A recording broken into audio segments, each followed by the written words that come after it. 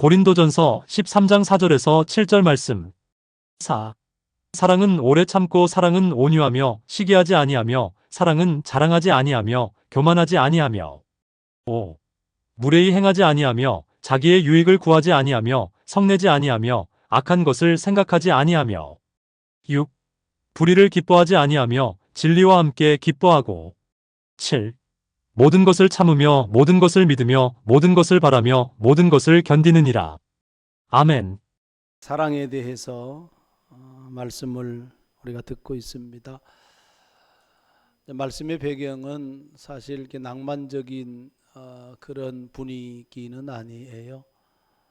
갈등하고 또 분쟁하고 또 때로는 무시하고 경시하고 차별하고 그런 고린도 교회 상황 가운데에서 고린도전서 13장이 주어졌기 때문에 어찌 보면 책망하는 말씀, 그렇게 우리가 듣는 게 맞을 것 같아요.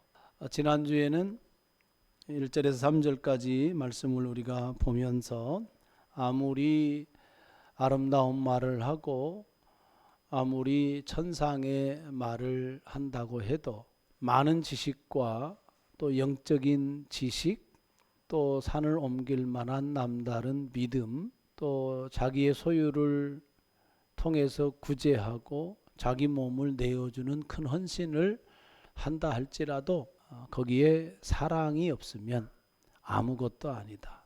사랑이 없으면 아무 유익이 없다. 그러니까 은사는 사랑과 연결이 되어져야 된다. 그런 취지의 말씀인 거예요. 다양한 은사가 있지만 그 은사를 가지고 있다고 해서 그 사람이 사랑의 사람은 아니라는 뜻도 됩니다. 은사를 사용할 때 반드시 사랑으로, 그것이 은사를 은사되게 하고 또 그것이 교회의 몸을 세우는 거다. 그렇게 말씀하고 있는 거예요. 비단 교회뿐만 아니고 우리의 개인적인 관계도 그렇고, 그리고 가족 관계도 역시 마찬가지죠. 아무리 똑똑하면 뭐예요? 사랑이 없으면 부모와 자식 간에도 깨어지잖아요. 재주가 많아서 돈을 많이 벌면 뭐예요? 사랑이 없으면 그 돈 때문에 가족 관계가 깨어지잖아요. 그래서 달란트가 있고 소유가 있고 은사들, 재주들 이러한 것들이 있다 할지라도 거기에 사랑이 없으면 아무 유익이 없다. 그런 말씀을 지난주에 들었습니다. 그러면 자연스럽게 한 가지 우리가 질문하게 되는 것이 있어요. 도대체 사랑이란 뭔가? 사람마다 그 사랑을 정의하는 바는 다 달라요. 오늘 말씀에서 사랑에 대해서 여러 가지 어떤 성격들에 대해서 이야기를 하고 있습니다. 첫 번째입니다. 사랑이 뭔가? 우리가 너무나도 잘 아는 말씀이잖아요. 4절 말씀에 어떻게 시작합니까? 사랑은 오래 참는다. 오래 기다리는 마음입니다. 어떻습니까? 여러분, 오래 기다려져요? 쉽지 않은 거예요. 얼만큼 기다려야 오래 기다리는 걸까? 몇 번을 참아야 많이 참는 걸까? 기준은 사실 없어요. 그럼에도 불구하고 오래 기다리는 마음, 이것이 사랑이다. 이렇게 하나님께서 바울을 통하여서 이게 정의를 하고 있습니다. 가룟 유다가 좀 생각이 났습니다. 요한복음 13장 1절에 보게 되어지면 예수님께서 이렇게 이야기했다라고 이제 요한의 입장에서 이제 기록을 한 말씀이 있어요. 예수께서 자기가 세상을 떠나 아버지께로 돌아가실 때가 이른 줄 아시고 세상에 있는 자기 사람들을 사랑하시되 끝까지 사랑하시니라. 기억합니까? 이것은 사도 요한이 예수님을 보니까 예수님이 그런 삶을 살았다. 그런 이야기예요. 이 말씀이 기록된 이후에 예수님께서 제자들의 발을 씻기는 이야기가 나와요. 발을 씻기기 전에 또 어떤 이야기가 기록됐냐면 이 마귀가 가룟 유다에게 들어간 거예요. 그래서 예수님을 어떻게 팔까? 이러한 생각을 이미 가룟 유다가 하고 있었던 때란 말이에요. 예수님이 이러한 사실들을 알고 있죠. 자, 그럼에도 불구하고 예수님께서 제자들의 발을 한 사람 한 사람씩 발을 씻겨 주시잖아요. 그 씻겨 주시는데 가룟 유다가 제외가 됩니까? 안 됩니까? 예수님을 팔 놈인데 예수님이 그 가룟 유다의 발을 씻겨야 되겠냐고요. 여러분 같으면 어떻겠어요? 더더군다나 당시에 스승이 제자의 발을 씻긴다는 건 상식이 아니에요. 절대로 그 당시 사회에서 스승이 제자의 발을 씻긴다는 건 있을 수 없는 이야기입니다. 예수님의 발을 씻기는 섬김은 곧 무엇과 연결이 돼요? 십자가와 연결이 되어지는 거예요. 근데 자기를 팔아 넘기는 가룟 유다가 거기에 있어요. 가룟 유다의 발도 예수님이 씻겨준단 말입니다. 겟세마네 동산에 올라가기 직전에 최후의 만찬을 하는데 그 최후의 만찬에 누가 있어요? 가룟 유다도 있어요. 그리고 가룟 유다에게 떡과 잔을 나눠줘요, 안 나눠줘요? 나눠준단 말입니다. 이미 예수님은 가룟 유다가 자기를 배반할 걸 알아요. 그럼에도 불구하고 가룟 유다를 소외시키거나 제외시키지 않습니다.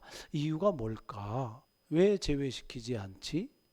성경에 기록되어 있지 않은 내용이긴 하지만 이렇게 우리가 생각할 수가 있습니다. 가룟 유다가 비록 예수님을 팔아 넘기긴 하지만 예수님 입장에서는 그 가룟 유다도 다른 제자들과 마찬가지로 제자예요. 그리고 가룟 유다가 무엇을 맡았었어요? 회계를 맡았었단 말입니다. 여러분, 회계를 맡겼을 때는 그 사람에 대한 뭐가 있는 거예요? 신뢰가 있는 거예요. 신뢰가 있어야 회계를 맡길 수 있는 거거든요. 통장을 맡겼단 말입니다. 살림을 맡겼단 말이에요. 매우 중요한 역할을 가룟 유다에게 부여를 했단 말입니다. 사랑하는 제자예요. 이걸 기대했을 수도 있는 거예요. 제발 가룟 유다야, 너 회개해라. 그리고 돌아와라. 너가 지금 하고 있는 일은 그거 아니야. 너 내려놔야 돼. 그거 돌이켜. 이 마음이 예수님의 마음속에 있을 수도 있겠다. 그런 생각이 듭니다. 끝까지 기다렸다. 끝까지 사랑했다. 자기 사람들을 사랑하시되 끝까지 사랑했다. 나를 팔아도 나를 배반해도 예수님은 오래 참으신 거예요. 여러분, 제자들은 또 어떻습니까? 예수님께서 말씀을 하시고 또 가르치고 했지만 예수님이 말씀하시는 바를 제자들이 예수님이 죽기까지 깨달았어요? 깨닫지 못했어요? 깨닫지 못했어요. 예수님을 그리스도라고 고백을 했지만 제자들은 정치적인 메시아, 로마에게서 이스라엘을 해방시키고 이스라엘의 왕이 되어서 자기들에게 권력을 위임하고 함께 이스라엘을 통치할 메시아로 생각을 했단 말이에요. 근데 예수님은 아니야, 나는 십자가에 죽어. 계속 그렇게 얘기했는데 예수님이 죽기까지 제자들은 깨닫지를 못했어요. 하지만 예수님이 그 제자들을 버리거나 포기하지 않았어요. 오래 참는 거예요. 오래 참는 것은 누구의 성품이냐면 주님의 성품, 하나님의 성품인 거예요. 우리가 구약 성경에 많이 나오지만 여호와 하나님은 노하기를 더디하시며 뭐 이런 문구가 있지 않냐. 오래 참는 마음. 그래서 사랑은 긴 마음이다, 이렇게 표현을 하기도 합니다. 여러분, 우리가 자녀들을 사랑할 때 긴 마음을 가지고 기다리잖아요. 우리 아이들을 두고 오래 기다린단 말이에요. 1년 기다리나요? 더 기다리죠. 그럼 5년 기다리나요? 아니요, 더 기다려요. 10년 기다리나요? 10년이면 끝납니까? 기다림이 아니잖아요. 10년도 더 기다리는 거예요. 그러면 성인이 되면 18살까지 그때까지 기다리나요? 아니에요. 더 기다려요. 40년, 부모 입장에서는 더 기다려요. 그게 부모의 사랑이잖아요. 자녀들을 향하여서 긴 마음을 가지고 기다리고 또 기다리고, 아이들이 실수를 하고 때로는 아이들이 어긋나기도 하고, 그럼에도 불구하고 또 기다려주는 거예요. 다시 또 기다리고 또 기다리는 것, 이것이 사랑인 거예요. 오래 기다리는 마음이 사랑이다. 교회 공동체 안에서 이런 관계가 돼야 된다, 그거예요. 목사를 오래 기다려주는 것, 그거 사랑인 거죠. 제가 여러분들을 오래 기다려주는 것, 그게 사랑인 거예요.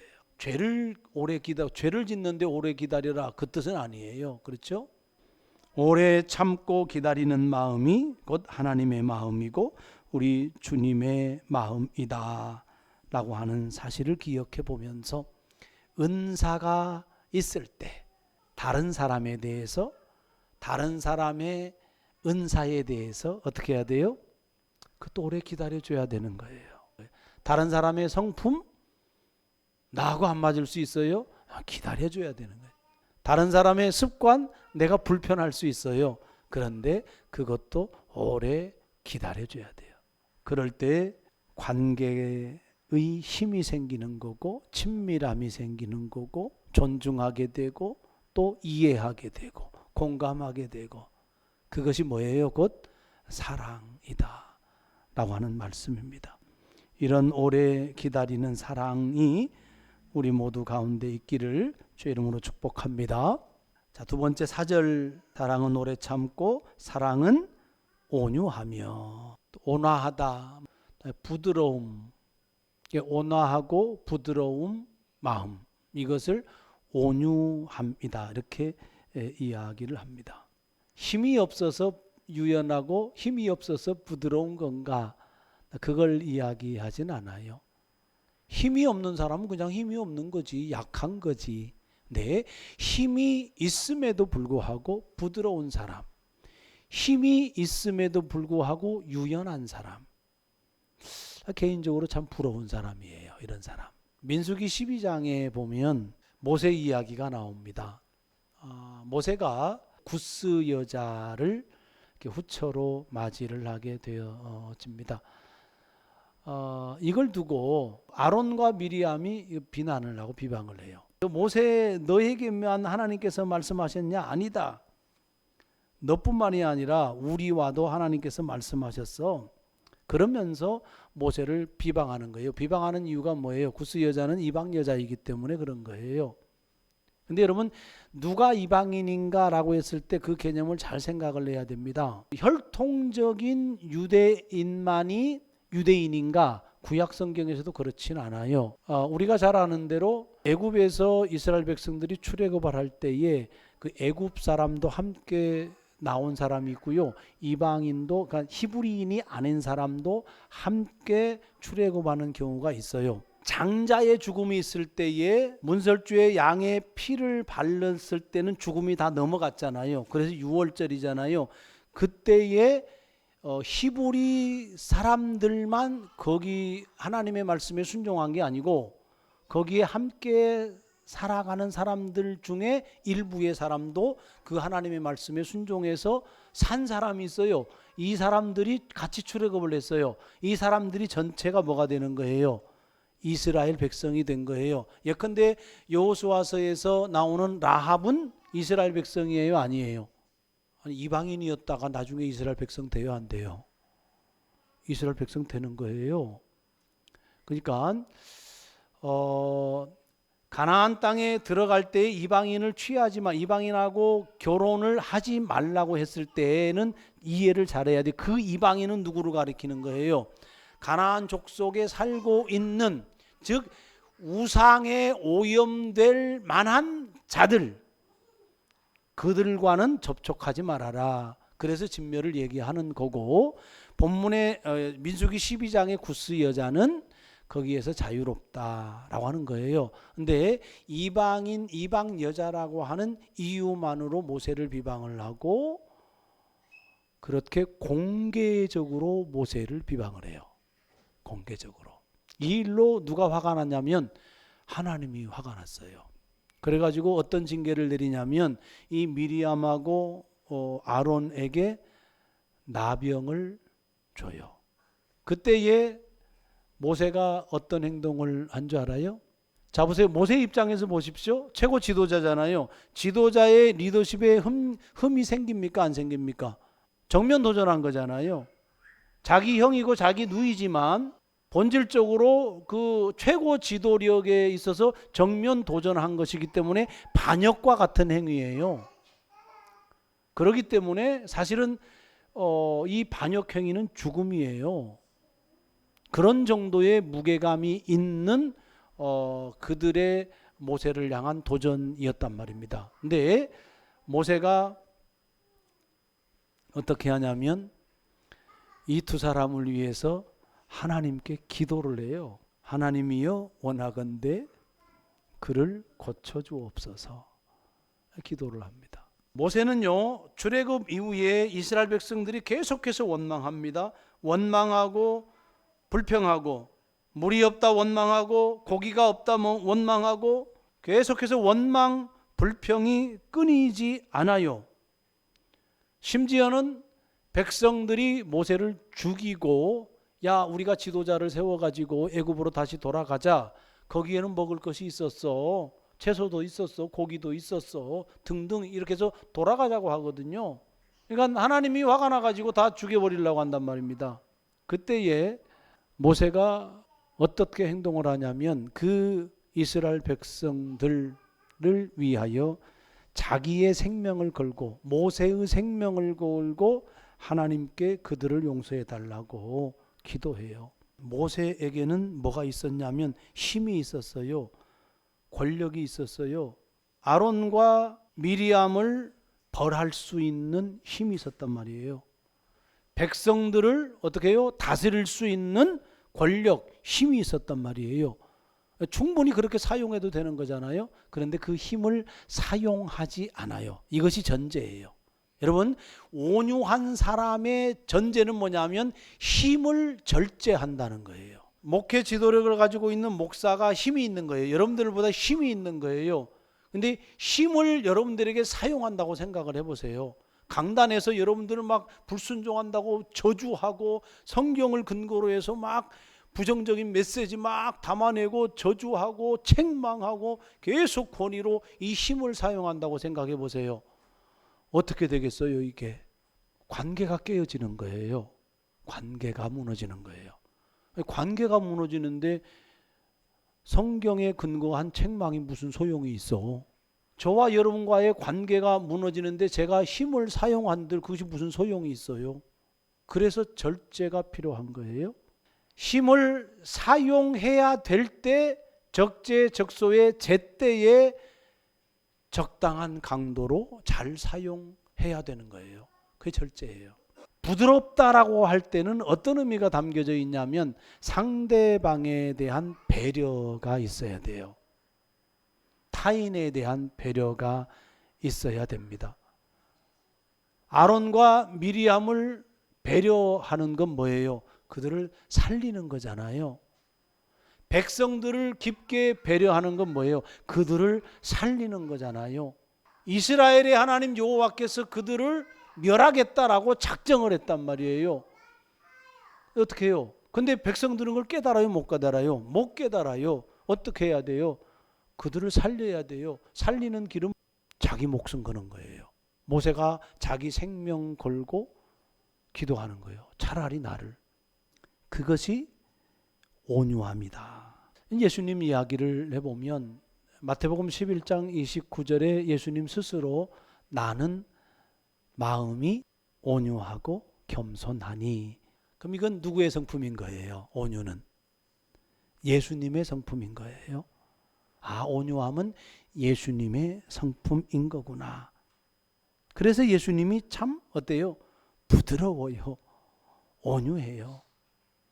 힘을 사용할 때는 성전을 뒤엎잖아요. 강도들, 이 독사의 자식들, 이렇게 강한 힘을 사용하지만 백성들을 향하여서 그렇게 하지 않아요. 마가복음 15장 29절 이하에 보게 되어지면 예수님께서 십자가에 달리셔서 이제 죽어가고 있는 상태예요. 근데 지나가는 사람들이 보고 뭐라고 비아냥대고 모욕을 하냐면, 야, 너 성전을 헐고 사흘 만에 짓는다며? 그러면 네가 너를 구원해서 십자가에서 한번 내려와 봐라. 네가 하나님이면, 네가 하나님의 아들이면 한번 네가 너를 한번 구원해 봐. 십자가에서 내려와 봐. 예수님이 십자가에서 내려올 수 있는 힘이 있어요, 없어요? 있는 거죠, 당연히. 내려옵니까, 안 내려옵니까? 안 내려오세요. 힘을 절제하는 거죠. 그러자 대제사장들이나 서기관들이요, 옆에 있다가 예수님을 희롱하면서 자기들끼리 그래요.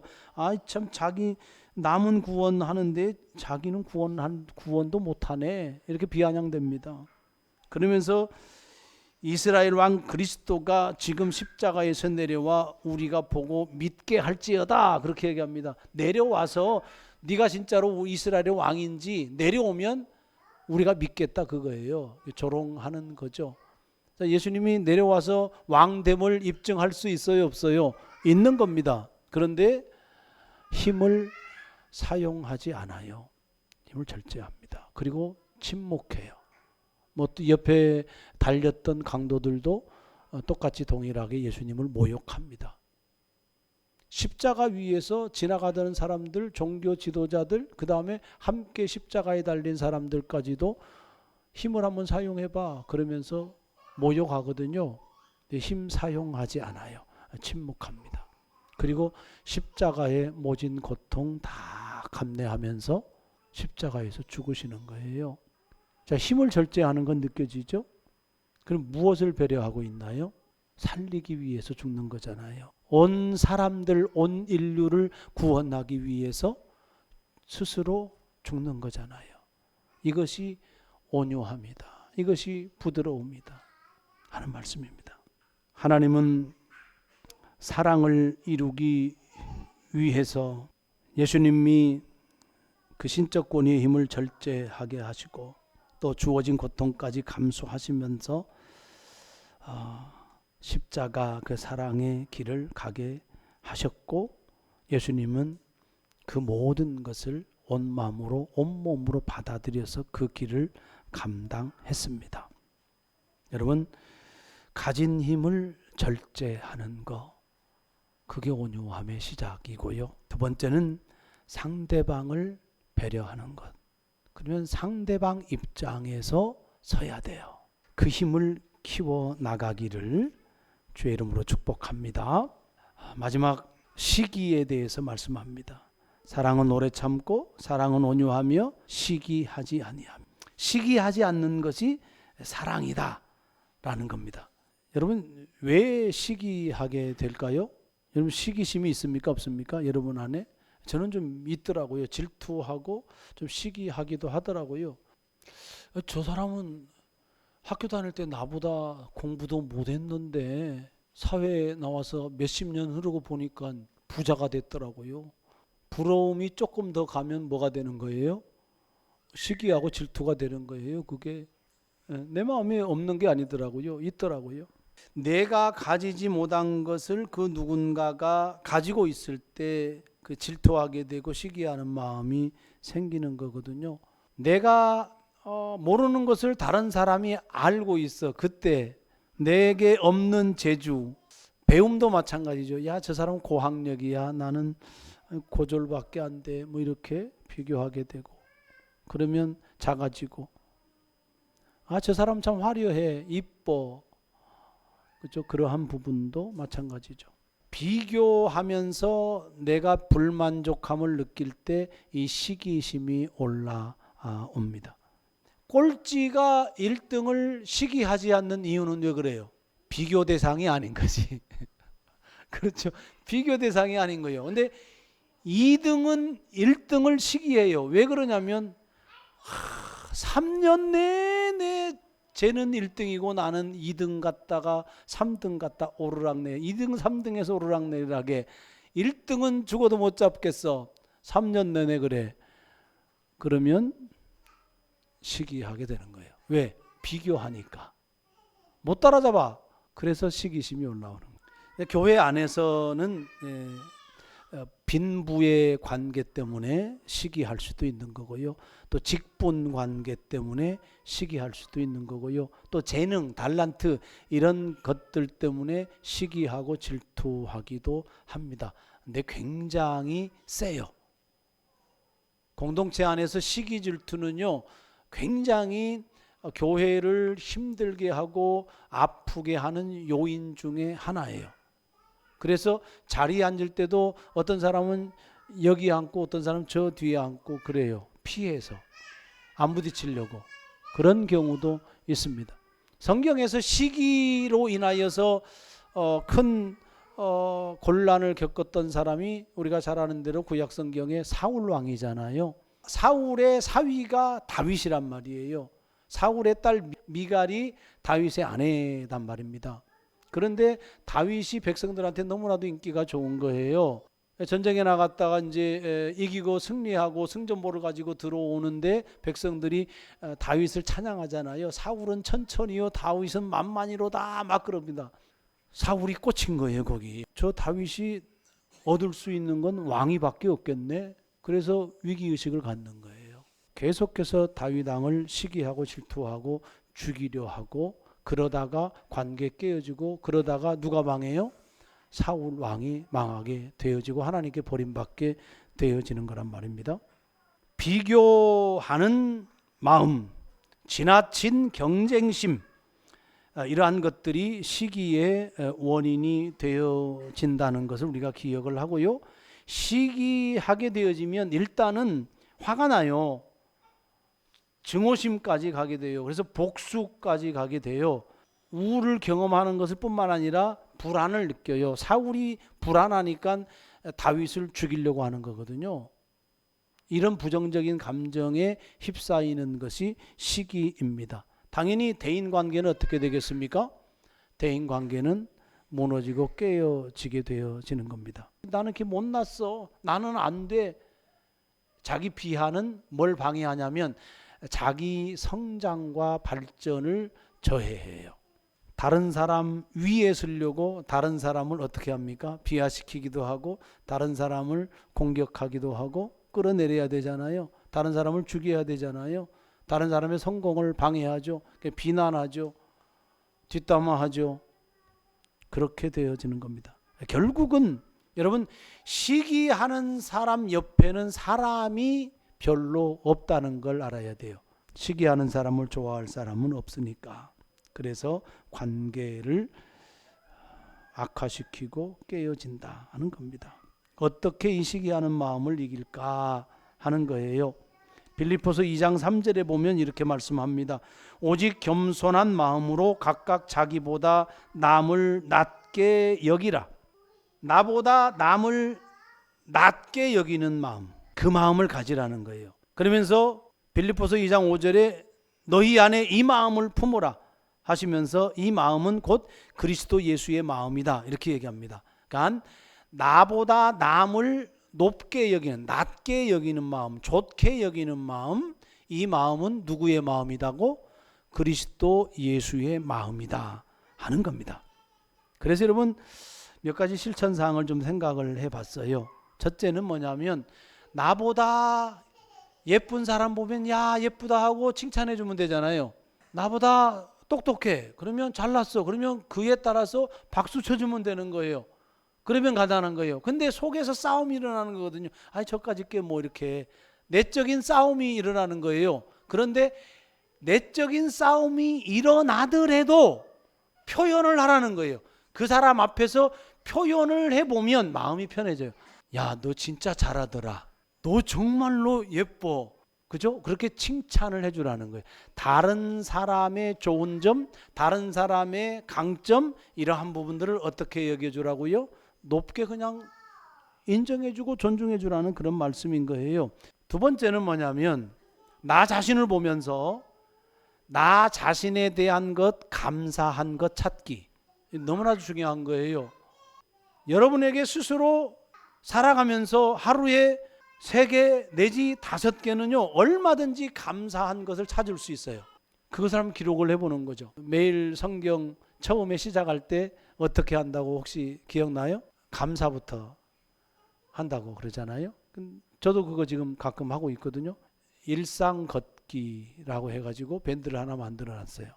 그리고 거기에다가 글 쓰고 감사의 글 쓰고 사물을 보면서 어떤 사건을 보면서 등등의 글을 써나가고 있습니다. 근데 나를 성찰하고 내 감정을 좀 뭐랄까 평온하게 하고 하는데 너무나도 좋아요.